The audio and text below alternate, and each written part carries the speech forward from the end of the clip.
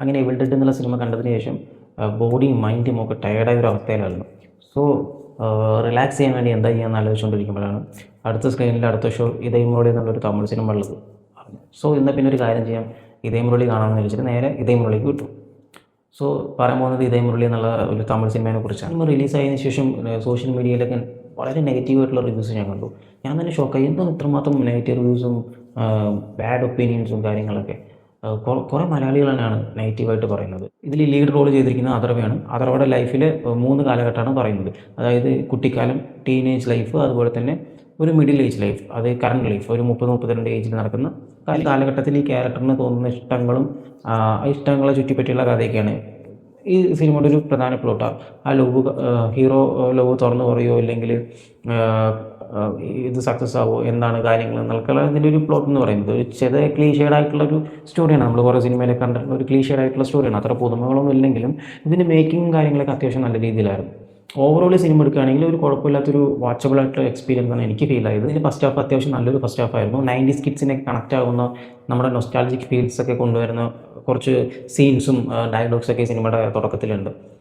നമ്മൾ 90s കാലഘട്ടത്തിൽ നമ്മുടെ കുട്ടിക്കാലത്തൊക്കെ എന്താ പറയുക, നമ്മൾ കേട്ടതും കണ്ടതുമായിട്ടുള്ള കുറച്ച് കാര്യങ്ങളൊക്കെ ഉണ്ട്. അതായത് ഉമ്മ വെച്ചാൽ കുട്ടികളുണ്ടാവും, അതുപോലെ തന്നെ തലയിൽ 2 ചൂടി ഉണ്ടെങ്കിൽ എന്താ പറയുക, തലയിൽ 2 ചൂടി ഉണ്ടെങ്കിൽ 2 കല്യാണം കഴിക്കും, അതുപോലെ തന്നെ പഠിപ്പിച്ച ടീച്ചറെ ഇഷ്ടപ്പെടുക, പ്രണയം തോന്നുക, അങ്ങനെയുള്ള കുറേ കാര്യങ്ങളൊക്കെ ഇതിൽ നമ്മൾ കുട്ടിക്കാലത്ത് ചില കാര്യങ്ങളൊക്കെ അന്ധമായിട്ട് വിശ്വസിച്ച മണ്ടത്തരങ്ങളും കാര്യങ്ങളൊക്കെയാണ് അതിൽ പറഞ്ഞു പോകുന്നത്. അതൊക്കെ നല്ല രസമായിട്ടുള്ള കണക്റ്റഡ് ആയിട്ടുള്ള കുറച്ച് സിറ്റുവേഷൻസും അത് നല്ല രീതിയിൽ എടുത്തിട്ടുണ്ട്. അപ്പോൾ ഫസ്റ്റ് ഹാഫ് അത്യാവശ്യം കുഴപ്പമില്ലാത്തൊരു രീതിയിലായിരുന്നു. പിന്നെ ഇതിൽ മെയിൻ എന്ന് പറഞ്ഞാൽ ഹീറോയ്ക്ക് ഒരു ഫ്രണ്ട്ഷിപ്പ് ഗ്യാങ് ഉണ്ട്. അതായത് പരിതാപങ്ങൾ എന്നുള്ള യൂട്യൂബ് ചാനൽ ഉണ്ടായിരുന്നില്ല, അതിലൊക്കെ ഉള്ള സുധാകർ, ദ്രാവിഡ്, അതുപോലെ തന്നെ വിജയ് ആയിട്ടുള്ള രക്ഷൻ, ആഞ്ചലീന, അങ്ങനെയുള്ള ആളുകൾ, പിന്നെ നിഹാരിക, ഇങ്ങനെ കുറച്ച് ക്യാരക്ടേഴ്സൊക്കെ ഇത് ഗ്യാങ്ങിൽ വരുന്നുണ്ട്. പിന്നെ തമൻ, നമ്മുടെ മ്യൂസിക് ഡയറക്ടർ തമനും ഇതിലൊരു ലീഡ് റോള് ചെയ്തിട്ടുണ്ട്. പിന്നെ ഇവരുടെ ഫ്രണ്ട്ഷിപ്പ്, ഇവരുടെ ബോണ്ടിങ്, ഇതൊക്കെ അത്യാവശ്യം നല്ല രീതിയിൽ കാണിച്ചിട്ടുണ്ട്. അതുപോലെ തന്നെ ഫഹദ് ഫാസിൽ ഇതിലൊരു എക്സ്റ്റൻഡഡ് ക്യാമിയോ ചെയ്തിട്ടുണ്ട്.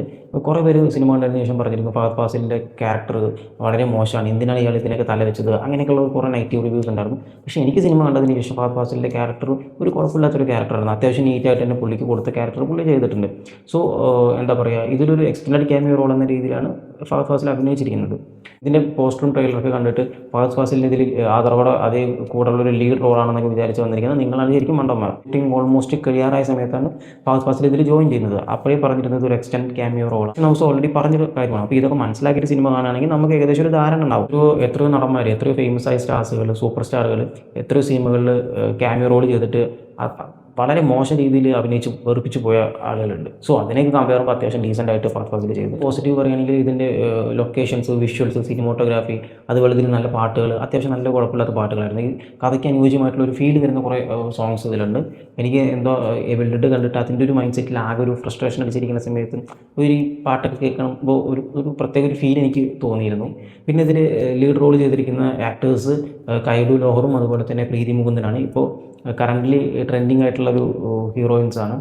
അത്യാവശ്യം നല്ല രീതിയിൽ അവരും അഭിനയിച്ചിട്ടുണ്ട്. എനിക്ക് കൈഡു ലോഹറും അഥർവയും തമ്മിലുള്ളൊരു പെയറായിരുന്നു എനിക്ക് കൂടുതൽ എന്താ പറയുക കണക്റ്റ് ആയത്. കുറച്ചുകൂടെ ഒരു കെമിസ്ട്രി ഉള്ളതായിട്ട് എനിക്ക് ഫീൽ ചെയ്തത് അവരുടെ ഒരു സീൻസും കാര്യങ്ങളൊക്കെ ആയിരുന്നു. പ്രീതി മുകുന്ദൻ വേറൊന്നുമല്ല പറയുന്നത്, പ്രീതി മുകുന്ദൻ്റെ ക്യാരക്ടറും അത്യാവശ്യം നല്ല രീതിയിൽ തന്നെ ചെയ്തിട്ടുണ്ട്. ബട്ട് കമ്പാരിറ്റീവ്ലി കൈഡു ലോഹറിൻ്റെ സീൻസ് കുറച്ചും കൂടെ എനിക്കൊരു ഹാർട്ട് ടച്ചിങ് ആയിട്ടൊരു ഫീലായി.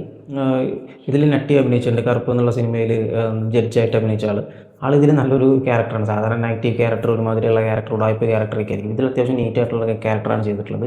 സോ ഇതിലിങ്ങനെ കുറേ അഞ്ജു കുര്യൻ, അതുപോലെ തന്നെ മാളവിക മോഹൻ, അങ്ങനെയുള്ള ഹീറോയിൻസൊക്കെ അഭിനയിച്ചിട്ടുണ്ട്. എക്സ്റ്റൻഡഡ് ക്യാമിയോ ആയിട്ടും ക്യാമിയോ റോളൊക്കെ ചെറിയ ചെറിയ റോളായിട്ട് കുറേ ആർട്ടിസ്റ്റൊക്കെ വന്നിട്ടുണ്ട്.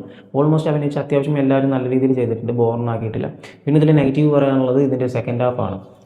സെക്കൻഡ് ഹാഫ് ഫസ്റ്റ് ഹാഫിനെ കമ്പയർ ചെയ്യുമ്പോൾ സെക്കൻഡ് ഹാഫ് കുറച്ച് ലാഗ് ഫീൽ ചെയ്തു. പിന്നെ ഇതിൻ്റെ സ്റ്റോറി ഒരേ സ്ഥലത്ത് തന്നെ ഇങ്ങനെ ചുറ്റിപ്പറ്റി നിൽക്കുന്നതായിട്ട് തോന്നി. ഹീറോ ഇഷ്ടം തോന്നിയ ആളുകളോട് ലവ് തുറന്നു പറയാൻ കഷ്ടപ്പെടുന്നതും അതിൻ്റെ ചുറ്റിപ്പറ്റിയിട്ടുള്ളത് അങ്ങനെ സ്ട്രക്കായിട്ട് നിൽക്കുക. നമുക്കെന്നെ തോന്നി ഇതൊന്നും പറഞ്ഞുകൂടെ, എന്താണിത്, അങ്ങനെ ക്ലീഷേഡായിട്ടുള്ള കുറച്ച് കാര്യങ്ങളൊക്കെ ഉണ്ട്. അവിടെ അച്ഛൻ അഭിനയിച്ചിരിക്കുന്ന ഇതയം എന്നുള്ളൊരു സിനിമയുടെ അതിൻ്റെ ഒരു ടൈറ്റിലും കാര്യങ്ങളൊക്കെ എടുത്തിട്ടാണ് ഇതിൻ്റെ ഒരു റീക്രിയേറ്റ് ചെയ്യാൻ ശ്രമിച്ചിരിക്കുന്നത്. കുറച്ച് സീൻസൊക്കെ റീക്രിയേറ്റ് ചെയ്തിട്ടുണ്ട്. റെയിൽവേ സ്റ്റേഷനിലെ സീൻസ്, ട്രെയിനിൽ പോകുന്ന സീൻസ്, പിന്നെ കുറച്ച് റെട്രോ സോങ്സ്, പിന്നെ അതിൽ അഭിനയിച്ചിരിക്കുന്ന ഒരു ആക്ടർ, ഇത് അവരൊക്കെ ഇതിൽ അഭിനയിച്ചിട്ടുണ്ട്. ഫൈറ്റ് സീനൊക്കെ വരുന്നുണ്ട്. അതൊക്കെ ആവശ്യമില്ലാത്തൊരു ഫൈറ്റ് സീനായിരുന്നു ബസ്സിൽ. അത് CSKൻ്റെ ഫാൻ ബസ്സാണ്. സോ ഇതിൽ ആകാശ് ഭാസ്കറാണ്, പരാശക്തി എന്നുള്ള സിനിമയുടെ പ്രൊഡ്യൂസറാണ്. സോ അദ്ദേഹം തന്നെയാണ് ഈ സിനിമയുടെ ഡയറക്ടറും. ഓക്കെ, അപ്പോൾ ഇതൊരു തമിഴ് സിനിമയാണ്. സോ ഒബിയസ്ലി അവർക്കൊരു CSK ആയിട്ടുള്ളൊരു കണക്ഷൻ ഉണ്ടാവും. സോ അത് കാണിക്കാൻ വേണ്ടിയിട്ട് എടുത്തു വെച്ച പോലെ നമുക്ക് തോന്നി ചില സീൻസൊക്കെ കാണുമ്പോൾ. എന്നാൽ അതിൽ അത്യാവശ്യം ചിലതൊക്കെ നല്ല വർക്കായിട്ടുണ്ട്, ചിലത് ബോറായും ഫീൽ ആയിട്ടുണ്ട്. സോ അവരുടെ മെയിൻ ഓപ്പണൻ്റ് ആണല്ലോ മുംബൈ ഇന്ത്യൻസ്. ആ മുംബൈ ഇന്ത്യൻസിനെയൊക്കെ എന്താ പറയുക, കുറച്ച് നെഗറ്റീവായിട്ട് പറഞ്ഞതും, പിന്നെ അവർ തമ്മിലുള്ള കുറച്ച് കാര്യങ്ങൾ, കോൺട്രവേഴ്സി ആയിട്ടുള്ള കാര്യങ്ങളും, അങ്ങനെയുള്ള രസകരമായിട്ടുള്ള കുറച്ച് കാര്യങ്ങളൊക്കെ ഉണ്ട്. പക്ഷേ അത് ചിലത് വർക്കായി, ചിലത് വർക്കൗട്ട് ആവാതെ പോയതായിട്ട് എനിക്ക് ഫീലായി. എൻ്റെ BGM പറയുകയാണെങ്കിൽ BGM കുറച്ച് ടോപ്പ് ലെവലിൽ പോയ പോലെ ഫീലായി കുറച്ച്.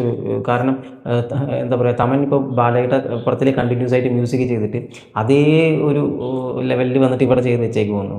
സോ അത് കുറച്ചിരുന്നെങ്കിൽ കുറച്ചും കൂടെ നന്നായിരുന്നു. കാരണം ഇങ്ങനെ ഒരു ഫീൽ ഗുഡ് സിനിമയ്ക്ക് അത്രയ്ക്കും ബാസായിട്ടുള്ള മ്യൂസിക് വേണമെന്നുള്ളത് നമുക്ക് തോന്നി. പിന്നെ സിനിമ കഴിയാൻ നേരം അവർ തന്നെ പറയുന്നുണ്ട് നമ്മളോട്, നമുക്ക് തോന്നിയ കാര്യം തന്നെയാണ്, ഓഡിയൻസിന് തോന്നിയ കാര്യം തന്നെയാണ്. ഇത്രയും നേരമായിട്ട് ഈ ലവ് ഒന്ന് തുറന്നു പറഞ്ഞുകൂടെ, അല്ലെങ്കിൽ അതിനെന്തെങ്കിലും ചെയ്തുകൂടെ എന്നുള്ളത് ഒരു രീതി നമുക്ക് തോന്നുമല്ലോ. സോ അതിനെ എന്താ പറയുക, സിനിമയിൽ അവർ ലാസ്റ്റ് സീനിൽ കാണിക്കുന്നുണ്ട്. അത് കുറച്ച് ക്രിയേറ്റീവായിട്ട് എനിക്ക് ഫീലായി. സിനിമ കഴിയാറാവുന്ന സമയത്ത് എൻഡ് ടൈറ്റിലിടും, അതുപോലെ തന്നെ ലൈറ്റൊക്കെ ഓൺ ചെയ്യും, ഓഡിയൻസൊക്കെ എണീച്ച് നിൽക്കും പോകാൻ വേണ്ടിയിട്ട്. സോ അത് അവർ തന്നെ പറയുന്നുണ്ട്, ലൈറ്റ് ഓണായി, സിനിമ കഴിഞ്ഞു, എല്ലാവരും എണീച്ച് പോകാൻ നിൽക്കുകയാണ്, ഇപ്പോഴെങ്കിലും നീ നിൻ്റെ ലവ് പറയൂ എന്നുള്ള സീനൊക്കെ ഉണ്ട്. അതെനിക്ക് കുറച്ച് ഫ്രഷായിട്ട് ഫീലായി. ഇനി വേറെ എന്താ പ്രശ്നം എന്ന് വെച്ച് കഴിഞ്ഞാൽ ഇതിലൊരു എന്താ പറയുക, സെക്കൻഡ് പാർട്ടിൻ്റെ അനൗൺസ്മെൻറ്റ് ഉണ്ട് ഈ സിനിമയ്ക്ക്. അതൊക്കെ എന്തിനാണ്, ആവശ്യമുള്ള പരിപാടിയാണെന്ന് നമുക്ക് ഡൗട്ട് തോന്നും. മീൻസ് ആക്ച്വലി ഇതിൽ സെക്കൻഡ് പാർട്ടിൻ്റെ ആവശ്യമില്ല. പിന്നെ ഇവർ സെക്കൻഡ് പാർട്ട് ഉണ്ട് എന്നുള്ളൊരു അനൗൺസ്മെൻറ്റിലാണ് പടം നിർത്തിയത്. ചുമ്മാ ഒന്ന് കാണാൻ പറ്റിയൊരു സിനിമയാണ്. അത്ര എന്താ പറയുക, ബോറൊന്നും ഇല്ലാതെ, എന്നാൽ അത്ര വലിയ എക്സ്പെക്റ്റേഷനൊന്നും ഇല്ലാതെ ചുമ്മാ ഒന്ന് കണ്ടിരിക്കാവുന്ന, അത്യാവശ്യം ഫാമിലിക്കൊക്കെ കണ്ടിരിക്കാവുന്ന നല്ലൊരു ഫീൽ ഗുഡ് റോം കോം സിനിമയാണ് ഇതേ മുരളി.